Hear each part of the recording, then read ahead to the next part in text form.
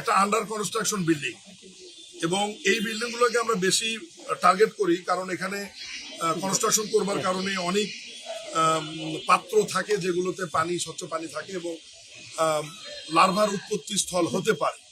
এটাকে আমরা মানে নোটিশে নিয়ে অ্যাড্রেস করে আমাদের কর্মীরা এই জায়গাগুলোতে বারবার যায়, পরিষ্কার পরিচ্ছন্ন রাখার চেষ্টা করে।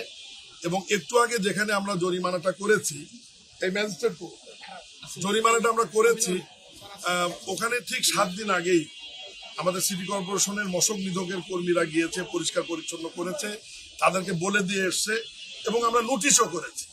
আজকে আমি যখন ট্রান্সপোর্টে গেলাম, আপনারা নিজেরা খেয়াল করেছেন যে ওখানে 4-5টি পাত্র থেকে আমরা শত শত লার্ভা পাওয়া গেল।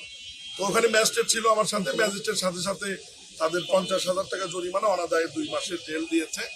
আসলে ট্রান্সপোর্ট করার উদ্দেশ্য হচ্ছে যে আমরা একটু সময় সময় বিভিন্ন জায়গায় যাব এবং মূল ভূমিকাটা আপনাদের মাধ্যমে আমরা নাগরিকদের একটু সচেতন করব। এখানে কিন্তু আমাদের আসার কথা ছিল না, এটা একটা গণপূর্ত স্টাফ কোয়ার্টার।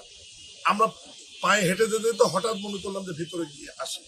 সময়ের সাথে সাথে দেখা দেয় নিত্য নতুন প্রয়োজন, রেডি থাকতে হয় প্রতি মুহূর্ত। তাই এলো ইনোভার, যেন আপনি লাইফে থাকেন রেডি প্রতিদিন। Innova, designed for now. এত বাজে অবস্থা এখানে, গণপূর্ত তারা কোনো পরিষ্কার পরিচ্ছন্নতার অবস্থা নাই, এখানে ড্রেন ব্যবস্থা নাই। এবং আমরা এখান থেকে যে ফুলের টব, বালতি, বিভিন্ন জায়গা থেকে আপনাদের উপস্থিতিতে স্বচ্ছ পানি নিয়ে পরীক্ষা করে দেখলাম, এখানেও এই কোয়ার্টারের মধ্যেও শত শত লার্ভা, এবং এগুলোই আপনার মশাতে রূপান্তরিত হয়ে কামড় দিলে এবং এদের রক্তের প্রয়োজন, রক্ত ছাড়া এরা পরবর্তী প্রজনন করতে পারে না। এই কারণেই দেখলেন যে এই কোয়ার্টারের মধ্যে প্রায় 700 পরিবার থাকে। 700 পরিবারকে যদি আমরা 5 দিয়ে গুণ করি কম বেশি, তাহলে 350 জন বা 400 লোক থাকে এই সীমানার মধ্যে।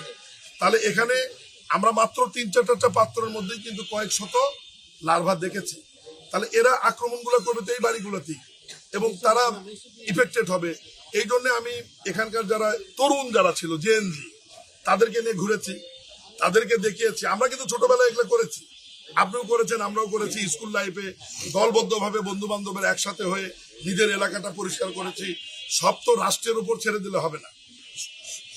স্টাফ কোয়ার্টার একটা সংবিধিবদ্ধ এলাকা, সংরক্ষিত এলাকা।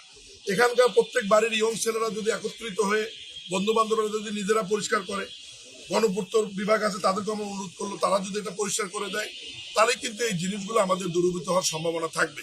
আর আমরা চেষ্টা করছি প্রতিনিয়ত প্রত্যেকটি ওয়ার্ডে আমাদের, যদিও কর্মী সংখ্যা আমাদের কম, কিন্তু তারপর 10 থেকে 11 জন প্রত্যেক দিন কিন্তু কাজ করছে, তারা নোটিশ দিচ্ছে, যেখানে লার্ভা পাওয়া যাচ্ছে সেখানে আমরা সাবধানের স্টিকার লাগিয়ে দিচ্ছি, মানুষকে সচেতন করছি। আর বিশেষ করে আপনাদের প্রচারটা আমাদের খুবই হেল্প করছে।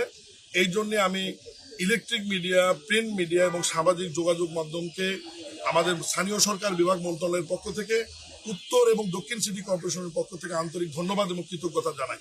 কারণ আপনাদের এই নিউজটা যাবার কারণে এই লক্ষ কোটি মানুষের কাছে তো আমাদের পক্ষে পৌঁছা সম্ভব না, এটা দ্রুত পৌঁছে যাচ্ছে এবং তাতে মানুষ যেটুকু সচেতন হওয়ার হচ্ছে, তবে সবাইকে সচেতন হতে হবে, সচেতন হবে। আমরা তো বাড়ির বেলকুনিতে, বাড়ির ছাদে আমাদেরকে এক্সেস দেওয়া হয় না, তালা দিয়ে রাখা হয়। এবং সিটি কর্পোরেশন লোক, গতকাল আমি উত্তরে অভিযোগ শুনেছি যে সেখানে আইডি কার্ড দেখালেও তারা বলে যে না, আমরা ভিতরে ঢুকতে দেবো।